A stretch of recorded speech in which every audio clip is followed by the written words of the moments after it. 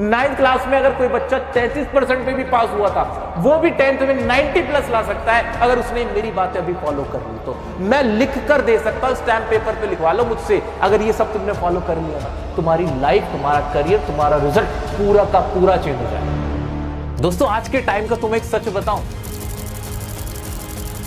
तुम्हारे अंदर क्या चल रहा है ये कोई समझना नहीं चाहता, ये कोई जानना नहीं चाहता कि तुम किस माइंडसेट से गुजर रहे हो, तुम खुद को कितना कम महसूस कर रहे हो, कितना तुम्हें डर लग रहा है, पढ़ने में क्या क्या तुम्हें दिक्कतें आ रही है, ये कोई पूछने वाला नहीं है। तुम्हारे टीचर्स, ट्यूटर, पेरेंट्स, फ्रेंड्स, आपके बड़े बहन भाई, वो बस ऊपर ऊपर से तुमसे ये बोलेंगे कि 10th क्लास है, मेहनत कर ले, नंबर लाने हैं, ये कोर्स खरीद लियो, ये किताब खरीद लियो, लेकिन अंदर समस्या तो कुछ और है। तुम्हारे अंदर वो कॉन्फिडेंस ही नहीं है। वो कॉन्फिडेंस कहां से आएगा, वो कोई पूछने वाला भी नहीं है। तुम बस अकेले में शर्माते रहोगे, डरते रहोगे, खुद को कम समझते रहोगे और इस तरह से आगे नहीं बढ़ पाओगे। एक प्यारा सा बच्चा जिसके अंदर टैलेंट तो खूब है, लेकिन वो डर के मारे आगे नहीं बढ़ पाया। उसके पास किताबें थी, कोर्स था, टीचर थे, पर किसी ने ये नहीं पूछा कि तुझे दिक्कत क्या आ रही है, अंदर से क्या प्रॉब्लम है मेरा बच्चा तेरे अंदर। वो कोई नहीं पूछने वाला है। इसका समाधान तुम्हें खुद ही निकालना होगा। ये सबसे बड़ा सच है। वो कैसे? सबसे पहला काम, how to improve your weak subjects. मेरे बहन, मेरी भाई, सब ध्यान से सुनो। जो भी तुम्हारे वीक सब्जेक्ट है, जिसमें सबसे ज्यादा डर लगता है, 9th में जिनमें सबसे गंदा परफॉर्म किया था तुमने, उनको अभी उठा लो, पकड़ लो। अभी बहुत टाइम है, अभी सेशन स्टार्ट भी नहीं हुआ है ठीक से। फॉर एग्जाम्पल, तुम्हारा मैथ्स खराब था, मैथ्स में बड़े बुरे नंबर आए थे, बड़ा बुरा हाल हुआ था, तो तुम्हें पता है क्या करना है? तुम्हें 9th की मैथ्स नहीं पढ़नी, तुम्हें 10th की मैथ्स नहीं पढ़नी। नॉर्मली लोग क्या करते हैं, भाई 10th क्लास में आ गए, मैथ्स खराब थी तो अब 10th की मैथ्स पढ़ा देते हैं। नहीं, यही गड़बड़ हो जाएगी तुम्हारी। क्यों? तुम्हारी मैथ्स खराब है, 10th की मैथ्स नहीं। तुम्हारी ओवरऑल मैथ्स यानी कैलकुलेशन करना नहीं आता, एलसीएम निकालना नहीं आता, एचसीएफ निकालना नहीं आता, बेसिक बोर्ड मार्क्स का रूल तुम्हें नहीं आता। तुम्हारी समस्या यहां है। तो तुम्हें करना क्या है मेरा बच्चा? तुम्हें सबसे पहला काम तो अब ये जो 2-3 महीने कोई प्राइवेट ट्यूटर पकड़ो, उनसे कहो मुझे बेसिक जो मैथ्स होती है ना मेरी वो ठीक करा दो। मुझे एलसीएम लेना नहीं आता, मुझे डिवाइड करना ठीक से नहीं आता, मुझे बोर्ड मास नहीं आता, एचसीएफ नहीं आता, मेंसुरेशन, जो भी छोटी छोटी चीजें होती हैं जो बेसिक होता है मैथ्स का। या फिर ऐसी साइंस की बात अगर आ जाती है, साइंस में जो बेसिक चीजें हैं, इंग्लिश है, इंग्लिश की जो बेसिक चीजें हैं, टेंसेज हो गया, ग्रामर हो गया, उस पे काम करना है, ना कि 10th क्लास के सब्जेक्ट पढ़ने शुरू करने। अभी अगले 2 महीने में टारगेट बनाओ कि पहले बेस अच्छा कर लो। जब बेस बढ़िया हो जाएगा ना, फिर 10th क्लास का चाहे मैथ्स हो, चाहे 10th क्लास का साइंस हो, चाहे 10th क्लास की इंग्लिश हो, तुम्हारी सब इंप्रूव हो जाएगी। ये होगी एक ऐसी स्ट्रेटेजी जिसमें तुम ऑपरेशन करोगे, अपनी खुद की सर्जरी कर रहे हो और अपने सब्जेक्ट को अच्छा बना रहे हो। अब सर इसके लिए प्राइवेट ट्यूटर ही जाए हम, क्या किसी से ट्यूशन ही ले? नहीं नहीं नहीं, छोड़ दो। अगर तुम पैसे नहीं खर्च करना चाह रहे, छोड़ो, हटाओ उसको, प्राइवेट ट्यूटर के पास मत जाओ। तुम क्या कर सकते हो, मैंने ना इस तरह के तुम्हारे लिए पीडीएफ बनाई है, मैंने एक तरह के नोट्स बनाए कि मैथ्स में तुम्हें 10th क्लास में आते आते तक क्या क्या पता होना चाहिए, साइंस में क्या क्या पता होना चाहिए, इंग्लिश में क्या क्या तुम्हें आना ही चाहिए, जिससे तुम्हारी बेस मजबूत रहेगी। मानते हो तुम में से बहुत सारे होंगे जिन्हें टेंसेस नहीं आते ना। क्लास 10 के कितने चैप्टर पढ़ लो इंग्लिश के, नंबर नहीं आ पाएंगे क्योंकि टेंस नहीं आते। तो असली ये जो 2 महीने हैं, अप्रैल और मई, जो कि समर वेकेशन में आ जाएगा, वहां तुम अपने जो वीक सब्जेक्ट्स हैं उन्हें पहले पक्का करो। उन्हें पक्का कर लोगे ना, फिर देखना तुम्हारी पढ़ाई कितनी आसान लगेगी, इंटरेस्ट आना शुरू हो जाएगा। हमें इसके लिए ना किसी ट्यूशन की भी जरूरत नहीं है। अपने पेरेंट्स को भी नहीं बोलना कि पैसे दो, मुझे एक प्राइवेट ट्यूशन लेना, ना, हटाओ उसको। ये सब जो टॉपिक्स है ना, ये अलग अलग टॉपिक्स तुम यूट्यूब पे सर्च कर लेना, ऐसी हजारों वीडियो तुम्हारे सामने आ जाएंगी जहां तुम्हें सिंप्लीफाई करना, जैसे मैथ्स में तो सिंप्लीफाई करना सिखा देंगे, इंग्लिश के अंदर जैसे टेंसेस, ग्रामर है, मैंने इतने सारे वीडियो बना रखे हैं, वहां से आप सीख लोगे। ऐसे साइंस के टॉपिक्स है, सोशल साइंस के टॉपिक्स है, तो उससे ना तुम फ्री में यूट्यूब पे सर्च करके अपना पहले बेस अच्छे से स्ट्रॉन्ग कर लोगे, कोई टेंशन ही नहीं होगी। तो दोस्तों, सबसे पहला काम किया कि अपना बेस अच्छा करा, स्ट्रॉन्ग करा, और फिर क्लास 10th की पढ़ाई करनी शुरू करी। दूसरा काम नहीं है, दरअसल एक आदत है, एक छोटी सी आदत जो तुम्हारी पूरी पढ़ाई को बदल देगी। तुम्हारा सोचने का तरीका, याद करने का तरीका, पढ़ने का तरीका, सब पूरा बदलने वाला है। वो क्या है? Read chapter before your teacher. अरे इसका क्या मतलब है? सुनो तो सही। तुम्हें जो इंग्लिश की किताब मिली है, हिंदी की किताब मिली है, जितने भी तुम्हारे सब्जेक्ट्स हैं, नई नई किताबें तुम्हारे पास हैं, तुम्हें अभी पता है करना क्या है। अभी टीचर्स भी बिजी होंगे इधर उधर, अभी पढ़ाई इतनी जल्दी स्टार्ट भी नहीं होती है। तुम्हें वो कहानियां, खासतौर से जो थियोरिटिकल सब्जेक्ट्स हैं, हिंदी हो गया, इंग्लिश हो गया, संस्कृत हो गया, सोशल साइंस हो गया, इस तरह के जो ये आपके सब्जेक्ट हैं, उठा लेने और कहानी पढ़ डालो कहानी। मजा भी आएगा, समझ में भी आएगा, और इससे फायदा क्या होगा? फायदा सुनो क्या होगा। फायदा ये होगा कि कल को जब तुम्हारे टीचर वो चीज तुम्हें पढ़ाएंगे ना, तुम्हें वो बहुत आसान लगेगी, क्योंकि तुमने तो मजे मजे में कहानियों के चक्कर में वो चैप्टर पढ़ लिए थे।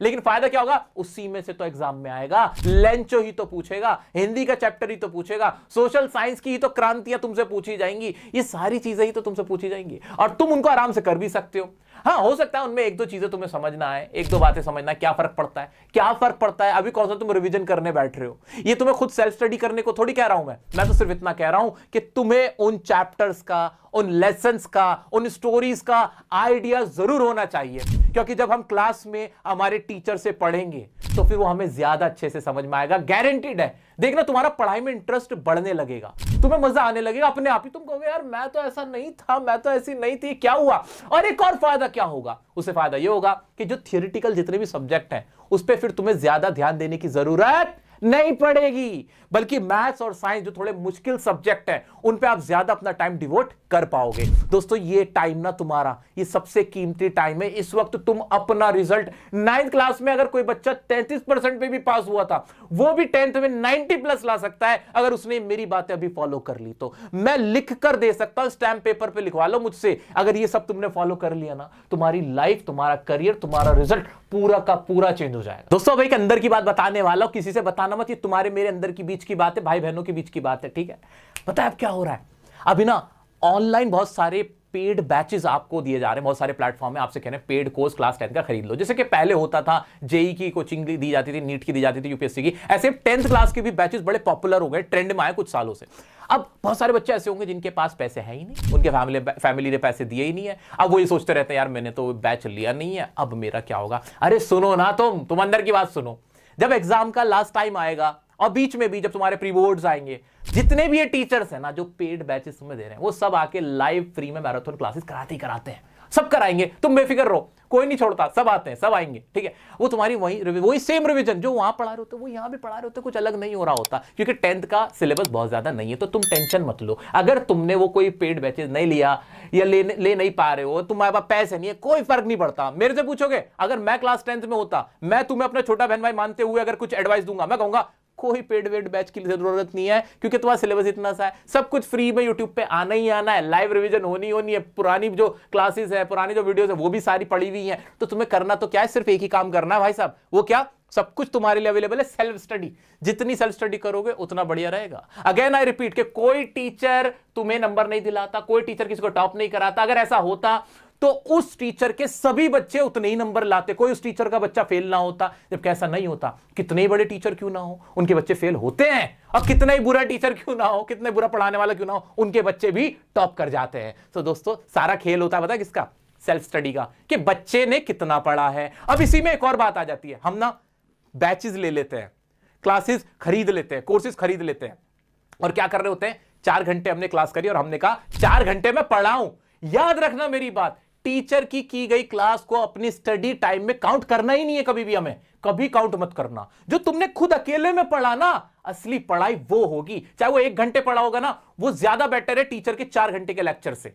ये बहुत बड़ी बात कहने जा रहा हूं मैं, जिसने मेरी इस बात को फॉलो कर लिया, देखना उसकी तो भाई साहब, उसकी तो लाइफ चेंज होने वाली है, उसका पढ़ने का तरीका बदलेगा।